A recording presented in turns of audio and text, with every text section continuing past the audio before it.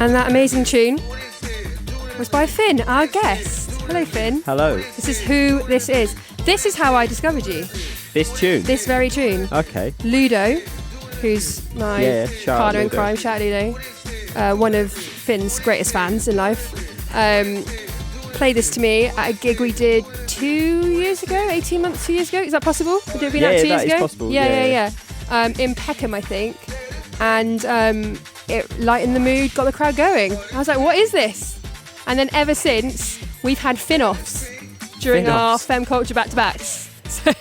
Oh yeah, I've seen. We've sent you some videos. Yeah. Where like, if you're gonna play Finn, I'm gonna play Finn, and then it works. Finn back-to-back Finn has worked for us in the past. Yeah, it's good to see. Yeah, it's good promo, right? Yeah. So welcome to the show. Thank you for having me. Thank you for coming. I have, as I said, I've been a fan of yours for a couple of years now. Tell me about. Let's go back in time a little bit. Okay.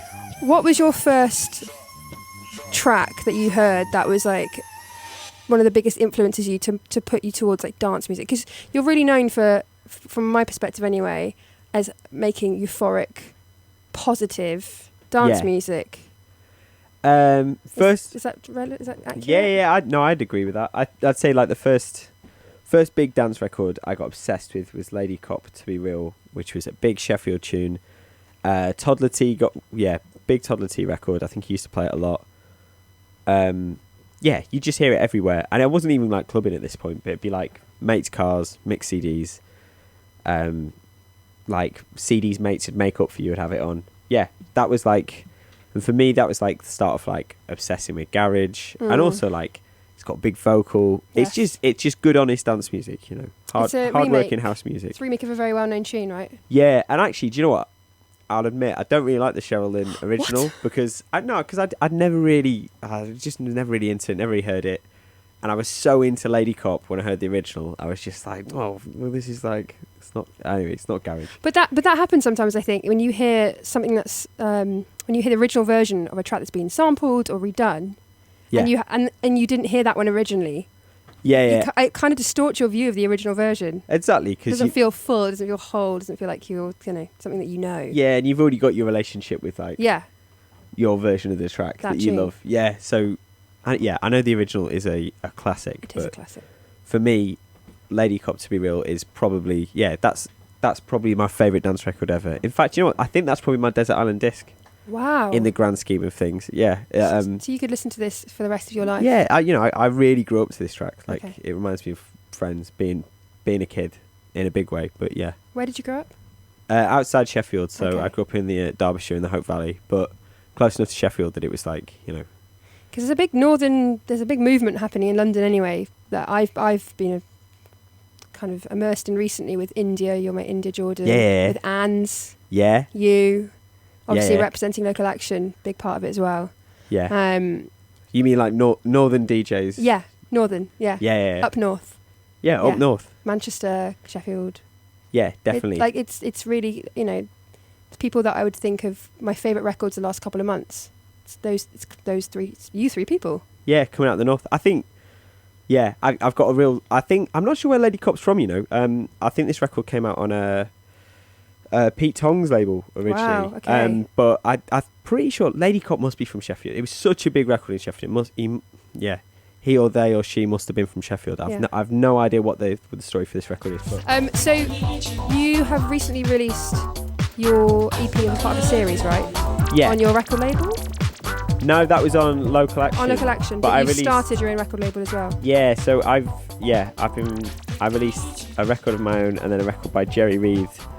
And then the Anne's EP which recently, is amazing. Invitation to Dance, that came out on my label, which is actually named after this record, which I only just remembered after Elle reminded me. Anne's Invitation to Dance on To Be Real. How's it being on the other side of a label, I guess? It's good fun. It's it's quite gratifying actually. Really? I enjoy it a lot. Working with your friends, I assume. Yeah, I guess like it could be a total nightmare, I imagine, but like it's really good fun working with Anna, and she's amazing, really, really good. And it's especially when you really, really believe in an artist and a record, there's something really, really nice about putting it out, making it happen, and then and people appreciating it, which they really have. Yeah, and I think Anna's got like people seem to really, really love that record. She's great. Her track on the last year's Femme Culture compilation album. Yes, was that Stepson? You were a part of? Yes. Yeah. Yeah, Stepson. Oh my god. Yeah, belter. She just pulled that out, just out of nowhere. She's like, I've got this lying around. Yeah, she's got so much good music lying around. She's when she does those like dubs mixes of just like just her stuff from like 2-month period, and you think, all right, what have you got in your locker? It's scary. Yeah, exactly. Yeah. You're too talented. Yeah, it's a bit unfair, really. It isn't really it? is. Some people just, it's natural. Like you, Finn, probably as well. No, I couldn't do it. I couldn't do however long that mix was, 90 minutes of my own material. It's insane. That'd end my career, I think. I want to hear that. This guy's a chancer. It's a challenge now. Yeah. So your EP, Do What You Want Forever, is out now on Local Action. Big up Local Action. Yeah, shout out Tom Lee in the room, and shout out Elle in the room They're too. here in the background, hovering politely. Yeah, it sounds like the suits are in the room. Yeah, they're monitoring Finn and making sure he doesn't swear live on radio, which I appreciate. It hasn't happened yet, Okay. but we've still got time. So tell me about this EP. Your EP titles and your EP covers are great. Yeah. Where does it come from? Is the imagery as important to you as the music? Or? I guess I've always been a big fan of dance music with like quite evocative phrases or like titles. I'm a really big fan of like old hardcore records called like Everything's Gonna Be Alright, or like India is too. Shout out India Jordan. Yes, friend of the show. Friend of the show. I love friend that. Speaking of phrases, I love friend of the show. Is a really good phrase. She took over my show like 2 months ago as well. Oh, it's yeah, a genuine friend of the show. Yeah. I agree with you. It makes it a little bit more iconic, I think, as well. It kind of died a while ago as well. All titles so serious now. Yeah, exactly. And I just think I quite like records with like ridiculous titles, or like not ridiculous, but like a little bit dramatic or like overwrought. There's something in that. But is there emotion behind dance music has betrayed us all? Yeah. Yeah, maybe. That's a pretty ridiculous phrase. Dance music has betrayed us all. No, it's not. If it's genuine, I mean, where did that come from for you? I was betrayed by dance music in 2017, whenever that came out, maybe 2018. Yeah. No, that came from like being a bit like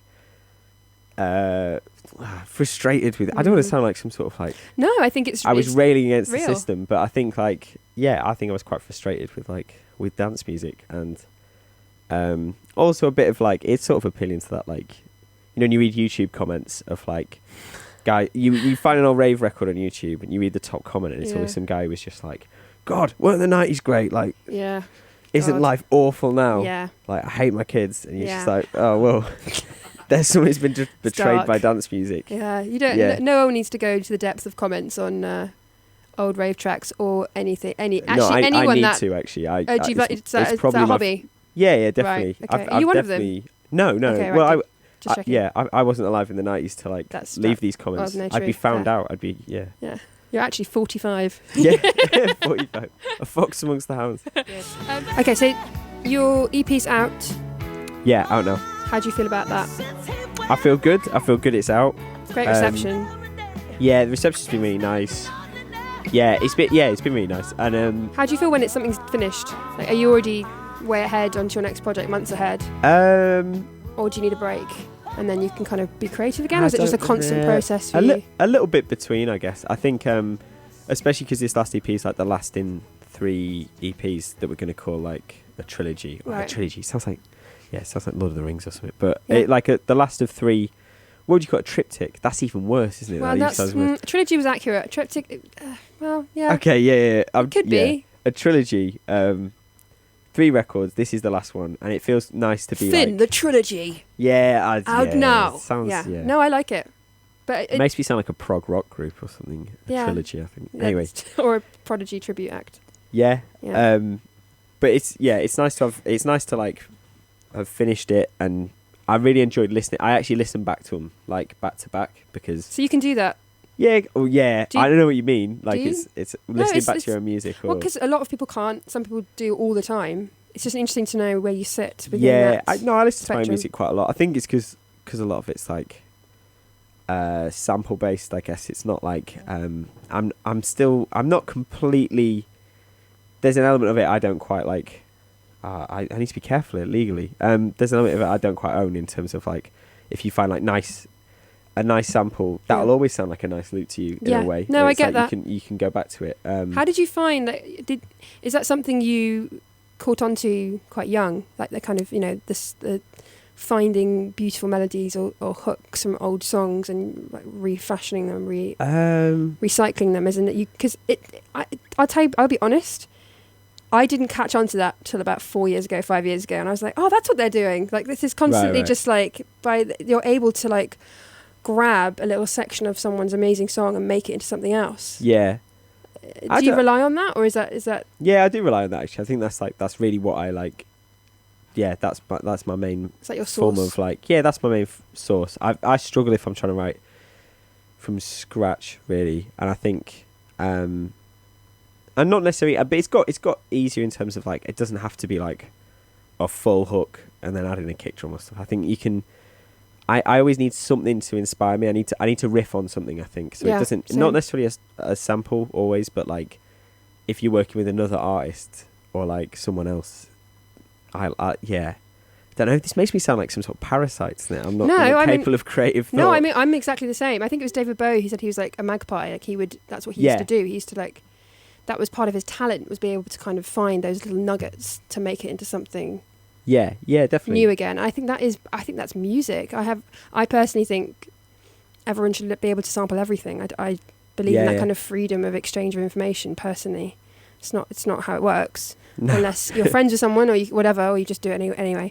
But I think I have no problem with that. I think it doesn't matter how you make the music or where it comes from, as long as it evokes some kind of positive emotion. Or negative definitely. Emotion. But I think definitely. I think I still get so much out of the art of sampling and like listening to loads and loads of records and just taking them in and not necessarily like cannibalizing all of them, but like I don't know, I just listen to a lot of music, like not necessarily looking for samples, but like half looking and listening to stuff and thinking, I think your ears are always open, right, when whatever you're listening to, even if you're not consciously trying to find something.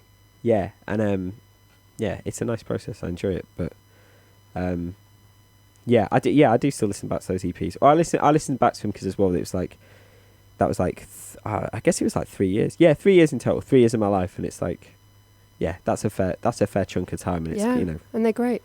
Yeah, well, I'm really proud of those. Yeah, you should those be. EPs. They're brilliant. I really do. So speaking of work, even that you were working last night DJing at Corsica Studios. Not last night. The Saturday night before, Saturday night. Yeah, Boxed, right? Mr. Mitch. Yeah, Boxed. Yeah, it was wicked. It was a really good lineup actually. It was really good. I had a really good set. It was really good fun, but I was so tired. Really. And, when I finished my set, I just felt, even when you don't feel quiet in the room, you're so tired. Yeah. I was just like, right, I need to go home. But how'd you deal with that?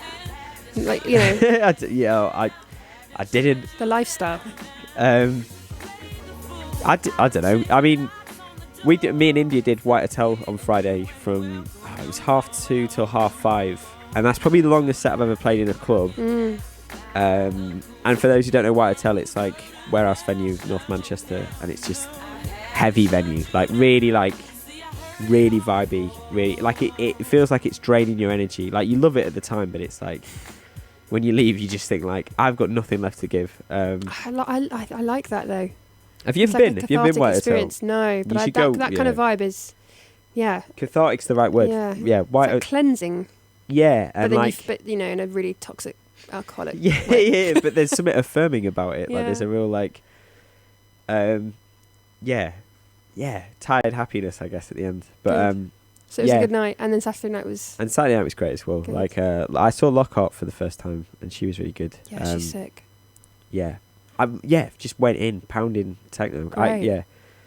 It was good. There was loads of good people on that night. I didn't catch as many people as I wanted to because I was a complete ghost, but it was good. So you're going to DJ for us now, guest mix. Yes. What can we expect? I'm probably just gonna play some I don't know, vibey house music. Okay, no, I like that's a terrible description. It's one of those things you say out loud and you're I'm like, staring at "Oh." this track I've got up and thinking, what is this? Yeah, like probably some like this track I'm going to open with. I found recently, which I think is quite hypnotic. I'm still tired, basically. No, it's good. So Your that's what adjectives it's are gonna really be. for a It's gonna tired be- person. You're doing really well. It's going to be loopy and it's going to be Vibey. languid. That's No, a good oh, one. I like it. Languid. Okay, well, let's not hesitate any further. If people want to find you, how do they find you? You can find me on Twitter at Finn McCorry, or if you search Finn McCorry, my full name. If you search my full name, you'll find my SoundCloud. You can find me, as Finn on Spotify and all other platforms, I guess. Amazing. And go check out Do What You Want Forever out now on Local Action. Reprezent.